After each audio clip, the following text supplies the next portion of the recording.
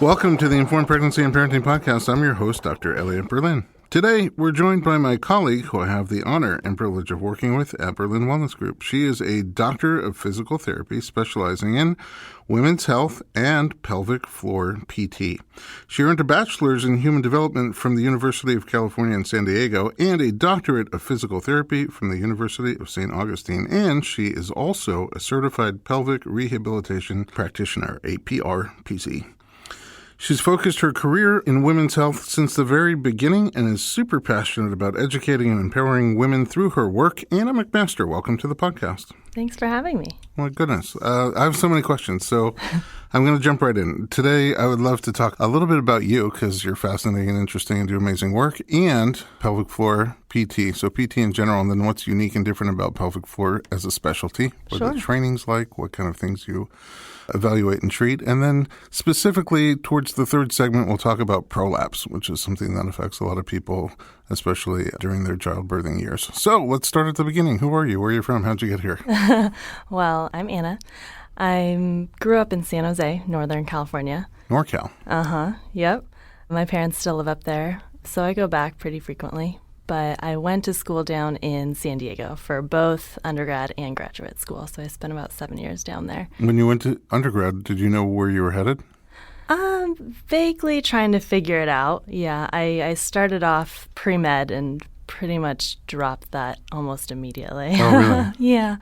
That's how I found the human development field. I kind of liked the mixture of the hard sciences as well as the soft sciences, you know, being able to take an abnormal psychology class as well as your chemistries and biologies and stuff. I like the medium sciences, right in the middle. A healthy mix of sciences. Exactly. And then when did you think about PT? Was it while you were still an undergraduate or did you take a little break? No, it was during undergraduate. I was, trying to find, if I wasn't going to be a doctor, I had to find out what I was going to be.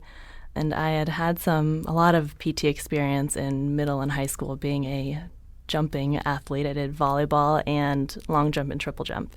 Oh, wow. So a lot of knee and ankle issues. I did a lot of jumping to conclusions. My mother said.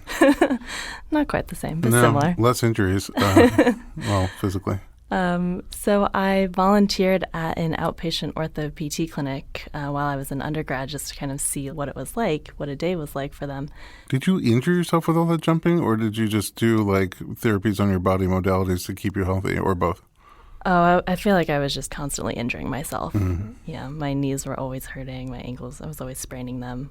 Wow. Always wearing a different knee and or ankle brace combinations. So it was like being 45 in high school. Yeah, exactly. Oh. Probably not the healthiest, but so when I was volunteering, I really liked that you could spend a lot of time with the same patient. You got to know them. You saw them week after week getting better. And I thought, oh, that's pretty cool. I think I'll look into that. And the more I looked into it, the more I thought, that's for me, I think.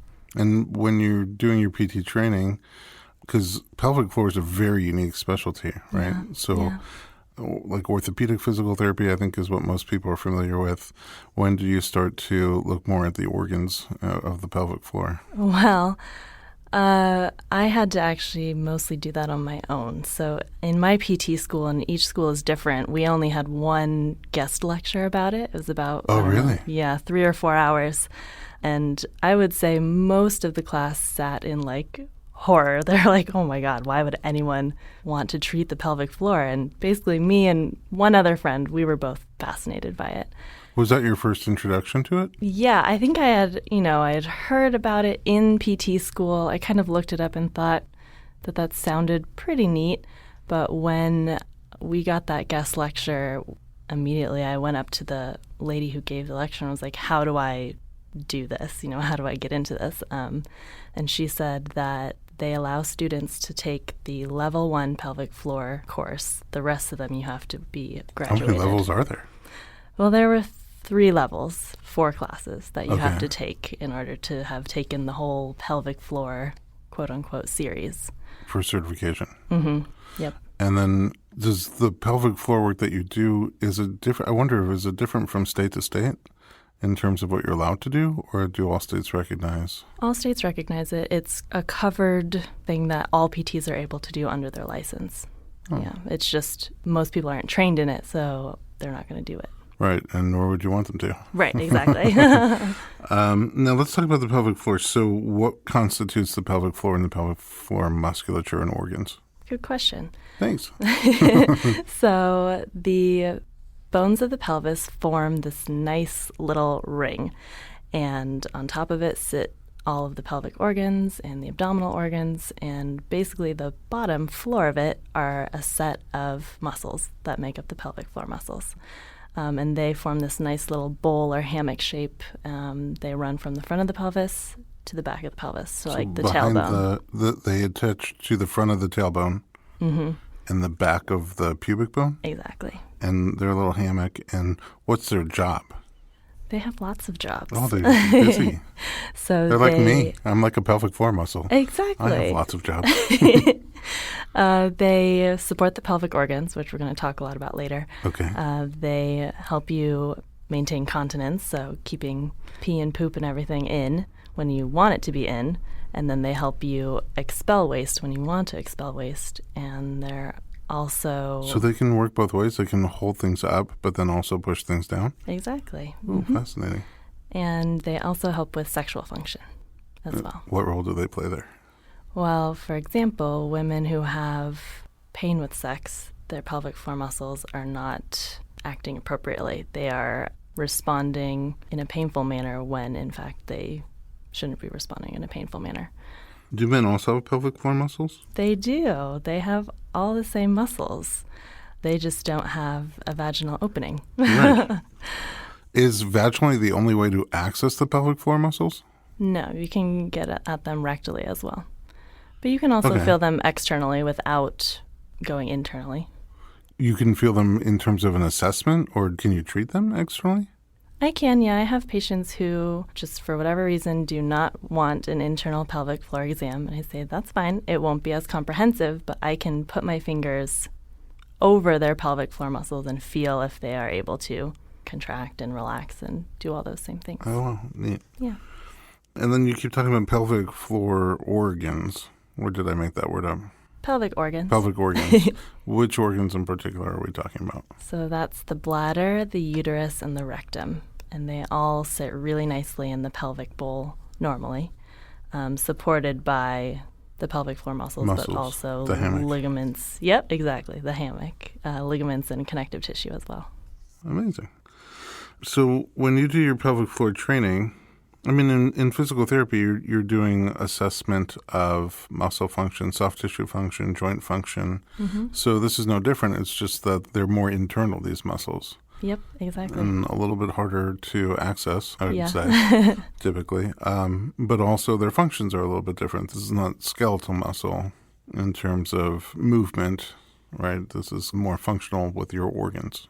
Right, right. So when you have skeletal muscle, it's my biceps isn't working well, or I have a sciatic issue because my piriformis muscle isn't working right, then it creates musculoskeletal problems for me and pain, right? But also dysfunction.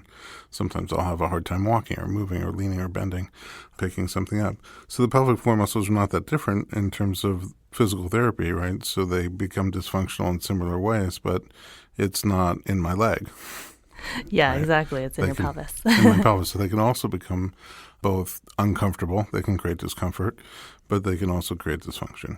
Yes. Yep. They can do both. And I mean, they're special muscles, but we still treat them the same way pretty much that we would treat like your bicep or your piriformis. Yeah. So it just makes a lot of sense that a physical therapist with specialized training would be the person to assess and treat dysfunction on these particular muscle group. Right. You have, in addition to your physical therapy training, the 3 modules, the 3 levels, the 4 classes, you bring other things, other modalities to your work. You're a little bit more holistic. Talk about that a little bit. Yeah, well, after just saying that the pelvic floor muscles are the same as any other muscles, they kind of sometimes require a more holistic treatment plan because there's a lot of emotions and a lot of beliefs held in the pelvic floor as well. It's a delicate and special area to most women. And I think I took a yoga teacher training. I'm a yoga instructor. I love teaching my patients mindfulness and sometimes meditation, and I think it just helps put their body and mind in the right space to treat the pelvic floor muscles when you include breath work and quieting the mind. And a lot of pelvic floor PT is that brain-body connection and visualizing it, because you can't physically see your own pelvic floor contracting and relaxing. You have to be tuned into it and feel it yourself. And if their mind is in a million places, It's hard to focus it's hard on to that. focus and feel that. Yeah. I don't exactly know what you do, your witchcraftery, but I do know that we work on a lot of patients together. Certain things come up that I know I can't help with, and I recommend that they come see you for an evaluation and treatment. And whatever you do, they come out feeling very different, relaxed, happy, open in ways that they didn't go in. So That makes me happy to hear. yeah, your chemistry. I mean, I get the greatest emails, but I'll sometimes send like a little question mark, how was your visit with Anna? And I'll get back this whole long thing about how amazing they feel. So, Oh, good. and you keep talking about women's health, and that's your area of focus. That's your passion. That's what you do. I know in general PT, you also sometimes work on men, but there probably are people who specialize on male pelvic health. Yeah. It's just a totally, even though it's the same muscle group, it's just a totally different genre. So that's why we're focusing our efforts on women's health here. Plus, most of our pregnant audience is women's health as well. Yep. We're going to take a quick break. I am learning a lot. Don't go anywhere. We'll be right back with Anna McMaster.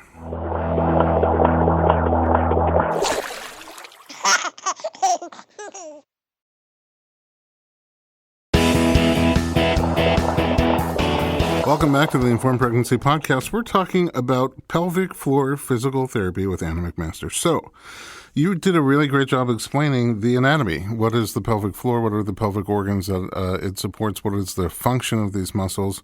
Let's talk a little bit about some of the issues that come up. What are some of the more common things that you see and work with regarding pelvic floor physical therapy? So I see a lot of urinary incontinence, so leaking pee when you laugh, cough, sneeze, or jump. You can also have pelvic organ prolapse that we're going to talk about later. There can be urinary urgency, so feeling like you really have to pee all the time, and then associated leakage with that. There could also be fecal incontinence. You could be leaking gas or leaking stool. On the flip side, you could have trouble having a bowel movement as well. I mentioned sexual function earlier. You could have pain with intercourse. Inability to tolerate any vaginal penetration is something that I actually see a lot of. It can happen, you could be born with it, or it can happen postpartum as well, after maybe a traumatic birth, or maybe you had an episiotomy, have some scar tissue. Is it possible from other types of trauma? Yeah, definitely. Is it always physical trauma? It can be physical, it can be emotional trauma. Like I said, it could be idiopathic. Some women are just born that way. Yeah. And we're going to talk in detail about prolapse in our third segment, but you can, based on what you're describing for these particular dysfunctions, the signs and symptoms I think are pretty obvious, like you know when you have an issue. It's really interesting though, because sometimes we'll get somebody like make a postpartum appointment, and I'll just assume the baby's under a year old. And when they come in, I'll find out the baby's 2.5, 3.5 years old, but they're coming in for these types of dysfunction, like they're losing pee when they cough or sneeze or just move quickly. And either they thought it was like it happens to everybody, or it's totally normal, or it would just go away by itself, or it's a little embarrassing to talk about. But eventually it'll sometimes become a big enough issue for them that they seek help. And it's incredible how sometimes the right modality could alleviate the issue fairly quickly. Right, and I think that is a challenge today is, well, one, getting someone to talk about it, right, and admit that they have an issue, because it is embarrassing, and there has been a thought that, oh, well, I had a baby, so now this is just what it is now, and it's not true. Yeah. And a lot of things are like that, where they just come up and the assumption is, oh, I'm pregnant, so I have to have this pain, or I had a baby, so I have to have this dysfunction. Yeah. And oftentimes it's very treatable. How common would you say are pelvic floor issues in women? Oh, I don't have the numbers in front of me, but I think it's like 1 in 4 women will have a pelvic floor dysfunction in their lifetime. And that number dramatically rises if you are postpartum and with each subsequent child that you have. Right. And it's also, sometimes it's not even the birth, it's just the pregnancy. Right. Well, I mean, you have a growing baby that's literally sitting on top of That the pelvic hammock. floor. Yep. Yeah. Just putting weight on it for 40 weeks. Yeah. And on the one hand, it's your body's designed to do that. But first of all, I think everyone carries a little differently. And also the way we have our lifestyle is, if you look at the other animals, we're not doing what they're doing. No, we're not. So I do all my hunting and gathering at Ralph's. So right. It's different. Walk us through a treatment. So I know that in your first visit, it's a pretty long visit. You like to spend a lot of time with your people. Yeah. I was like, why don't you just cut it down to an hour? You're like, no, I need the full time. I don't want to be rushed. What goes on in that initial assessment? Yeah, so a lot of talking. I spend a lot of time going through someone's medical history. If they're postpartum, we talk about their pregnancy. We talk about the labor, the delivery, all of that stuff. I want to know everything that's happened. And then what I do is I always start externally, and I'll take a look at their posture. I'll take a look at how their pelvis is aligned. I'll take a look at their pelvic and core stability. I'll also measure their muscle strength, so measuring abdominal strength, hip and glute strength. I'll always check for a diastasis if they're postpartum. What is that? And that's it's an abdominal separation. It's where the two six-pack muscles are kind of sitting further apart than they should be. And that's normal in a pregnancy, but what's not normal is when they don't come back together afterwards. Mm-hmm. Yeah. I must have that. On our MIA, separate issue. And so that's all external assessment. Are you looking for like where the muscles are too tight or stiff and where they're too weak or stretched out? Yes, both. You look for both. Mm-hmm. Depending on what I find after the external segment, I'll prescribe some either stretches for muscles that are too tight or exercises for muscles that are too weak. Mm-hmm. And they're usually very targeted exercises. And I like to explain to women, especially postpartum, that you're building the foundation, right? So these are very small movements, very targeted movements, exercises you're going to have to think about, but not necessarily be like sore from like you just had an intense workout. And this is another area where I feel like we work well together, because sometimes people come in so stiff, so tight, so locked up, and from various different things. I do a lot of body work, loosening up those very short, stiff, tight, locked up, angry muscles, loosening them up, elongating, making them more fluid and functional. But then, I'm doing them a disservice if we don't do an evaluation on stability, and if we don't look for where those weaknesses are and give them exercises to strengthen and exercises to keep loosening up where they are too tight in adjunct to what I'm doing with them at home, then what will happen is very commonly one muscle group, either a front versus back muscle group or a right versus left muscle group, will be stronger than its opposing group. And there's no stability. Over time, that stronger muscle just pulls, and something eventually gives. Right. So initially, like clearing out all those weeds is how I view my job. But then for you to plant seeds and make a strong, stable core, those are the people who can do whatever they want with their bodies and don't really have pain and dysfunction, episodes of acute attack, things like that. Right, that's the goal. So #teamwork. And then, can you do this while someone is pregnant, during a pregnancy? A pelvic floor exam? Any of your whole assessment, external, internal? Absolutely. Yep. External for sure, every pregnant woman. Internal we can do as long as they are past the first trimester and are not a high-risk pregnancy or not on pelvic rest. Okay. Because we didn't really talk about the internal exam, so Right. How does that go down? Yeah, so another reason why I need so much time during my evals is I explain thoroughly the pelvic floor anatomy, and then I take them through step by step what I'm going to do first, and then I do it. Mm-hmm. So in the pelvic floor examination, I don't use any like speculums or any scary metal tools like that. It's just my one gloved index finger with some lube on it, and I basically start superficial and work my way deeper and deeper in checking the pelvic floor muscles. First, I check for if there's any prolapse. Then I see if there's any residual scar tissue from a tear or an episiotomy. I'm also looking for muscles that are too tight, high tone, muscles that may be painful to the touch versus weak muscles as well. So towards the end, once I'm at the very back, that's where I'm going to have my patients do 4 different types of Kegels, basically. Oh, there are different types of Kegels. There are 4 different types, yes. 1 checks for strength, 1 for endurance, and the last 2 are about coordination of the muscles. Oh, wow. Uh-huh. When you're talking about deeper and deeper into the pelvic floor muscles, is this still kind of superficial vaginally, or are you getting pretty deep? Well, so we measure it very scientifically. It's by knuckles, basically. So when I'm 1 knuckle deep, I'm at the first pelvic floor layer of muscles. 2 knuckles deep is the second. When my finger is all the way inserted in the vaginal canal is where the deepest layer is. Oh, so you're getting pretty deep. Mm-hmm. I guess it depends on somebody's knuckles, though. That's true. It's sort of like a basement dilation measuring, too. And then for the external muscles that you talked about, when you find where there's weakness or where there's strength, you give them strengthening exercises to strengthen the weak ones and stretching exercises to open up the tight ones. Mm-hmm. How does that work with the pelvic floor muscles, the internal muscles? Yeah, it's very similar, right?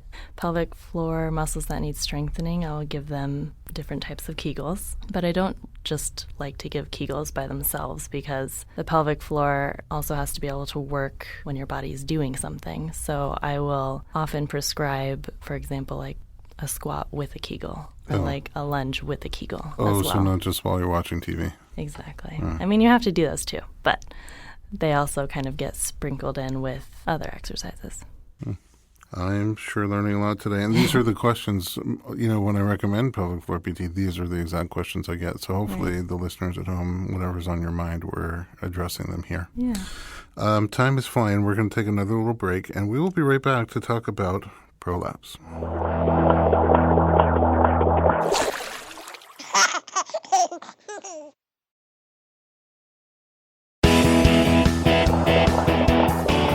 Welcome back to the Informed Pregnancy Podcast. We're talking pelvic floor PT with Anna McMaster. So we promised that we would talk about prolapse. You mentioned a whole bunch of different conditions. Some of them are more common than others.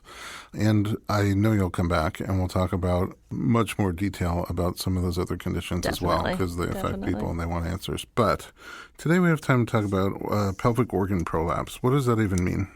So, like I mentioned earlier, normally the pelvic organs, so the bladder, uterus, and rectum, sit really nicely in that pelvic floor hammock, and they're supported by the muscles and the connective tissue and ligaments.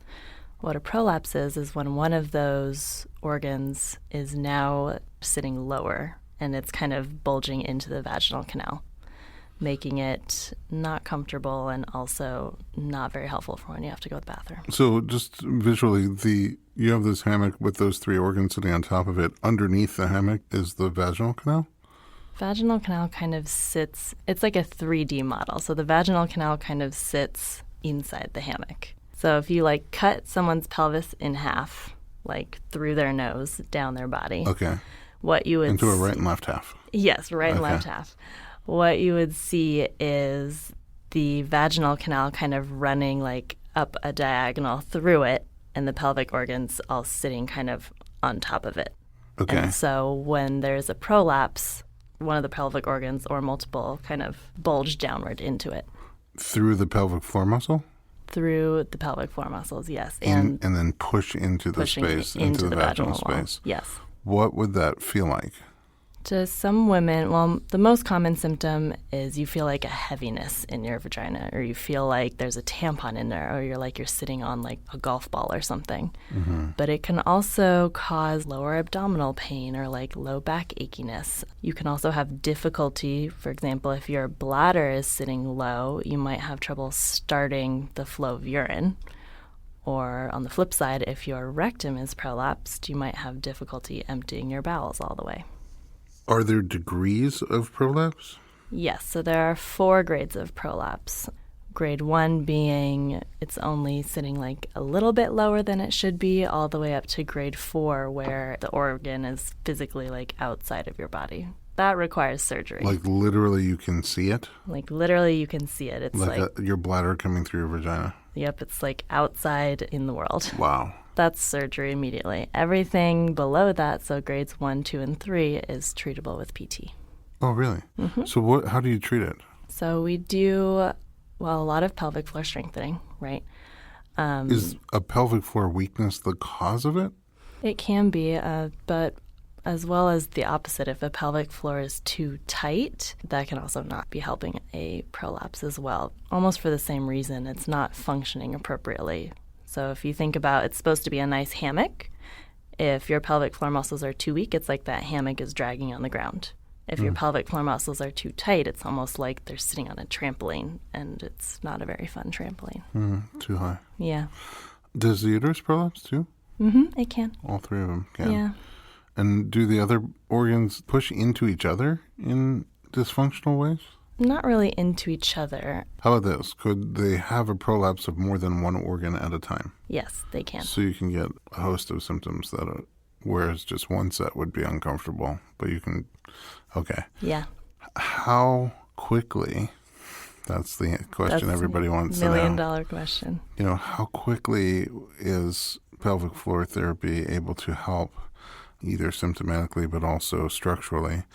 And, is it always able to do the trick, or is it sometimes require other interventions?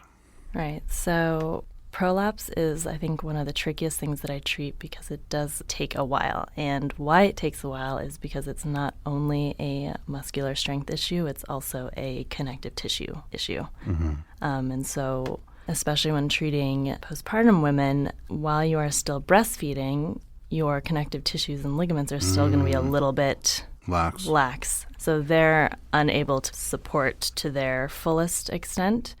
So we always have to keep that in mind. And I like to say that pelvic floor muscle strengthening and the rest of the strengthening that we're going to do may help up to that 80-90%, and maybe that last 10 to 20% is going to come once you're done breastfeeding and everything kind of stiffens back up to where it normally should be.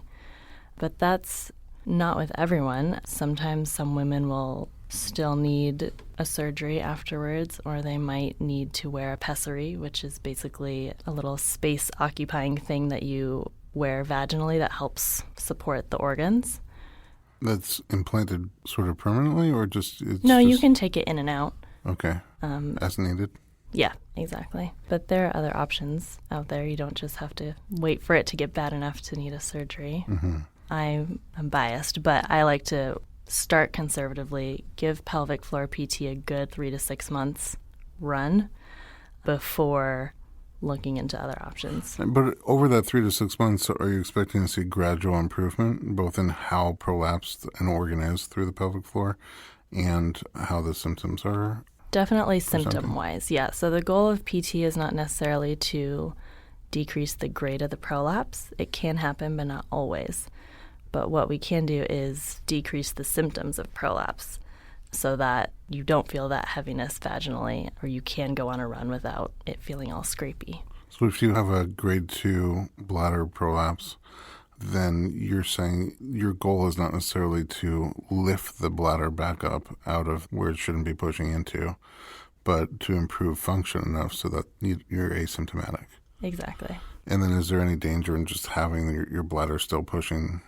I mean, the danger is that it could become symptomatic again, or the grade could worsen. That's where I like to tell women that while they're in their PT treatment, you're kind of in like boot camp. Like you're doing your Kegels every day. You're very aware of how you're lifting stuff. And that's a big part of what I teach is how to properly lift the baby and lift heavy stuff without putting more pressure downwards. Oh, I see. But for the rest, like after you've graduated from PT, you don't need to keep doing all of your PT exercises religiously every day, but you still need to be aware of it and making sure that you are still lifting stuff appropriately or, avoiding things that could potentially make it worse. How do they treat it surgically? So they can do different things depending on what is prolapsed. Mm-hmm. There's a little, they call it surgical tape. They literally, tape the bladder back up. Oh, to hold it up? Mm-hmm. They can do a mesh surgery. Like other herniations. Right, exactly. So those are the surgical routes. Those need to be redone, though, every 15-ish years. So that's why I like to say conservative first for as long as possible. I hear you. Right, because if you get a surgery and you're 30, you're going to have to get that redone several more times. Hopefully. I mean, just in terms of longevity. Right. Are there things that someone can do, let's say, before a pregnancy, during a pregnancy, to protect their pelvic floor and try to avoid prolapse? Yes. So one of the biggest things, actually, to avoid erectocele specifically is not straining when you are having a bowel movement. And that happens a lot, especially when you're pregnant. You get constipated. So Right. being aware of that, making sure that you are hydrated, fiber, squatty potty is one of my favorites. Magical unicorn. Yep, exactly. Unicorn poop. Making sure that your bowel health is well taken care of so that you're not straining. Making sure that you are exhaling when you lift anything heavy. Again, we're just avoiding excess pressure downwards. So a lot of women, when they are exercising or lifting a grocery bag, if it's heavy or if it's something that's hard, we tend to hold our breath. And that's no good for the pelvic floor. That increases the pressure in the abdomen, and that pressure tends to go down and out towards the pelvic floor. But there's also, you can strengthen your core and pelvic floor muscles during pregnancy, and that can help prevent it as well. But is it possible that my pelvic floor is already too strong? I say me, but I mean, not me. I guess there's no such thing as too strong. There could be someone's muscles who are too tight, Right. which would be an issue. But I wouldn't know that without somebody wouldn't know that without an evaluation. not necessarily, no. Right. I mean, there are these fun devices now that you can kind of... The little eggs. Yeah, but there's That you also ones that insert. attach to apps on your phone. With that. Bluetooth. Yeah. Which is great, because if you ever need to call somebody from your vagina. Now you can. Right. Yeah, Added bonus. so there are those things that you can do on your own that I guess could measure for you. Right. But- So just, really loosely, you insert them vaginally, and then the app tells you, I think, what to do. Yeah. Let's say to do a certain type of Kegel, and it can measure the pressure Yep. and then give you feedback. Exactly. Right. But, But at the end of the day, it's an egg. it's an egg, and it can't give you a specific program like I would give you. Right. Yeah. All those devices. Everybody's about the hypervolt, but it's not Yeah. replacing me Right. for the body Exactly. work that I do. All right. Well, I certainly learned a lot. I hope that I asked the right questions for our audience to learn a lot. It's a really important topic, and it's under-discussed and I think under-trained. Oh, yeah.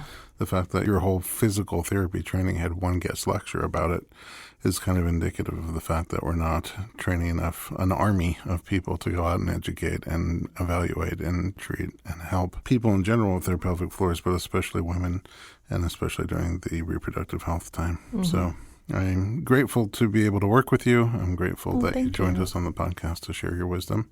It was fun. And I'll see you in the morning. All right. Thanks so much for listening to the Informed Pregnancy Podcast. If you have questions for Anna, just send them to us because we're going to do more topics with her. But any other questions, send an email to info@informedpregnancy.com.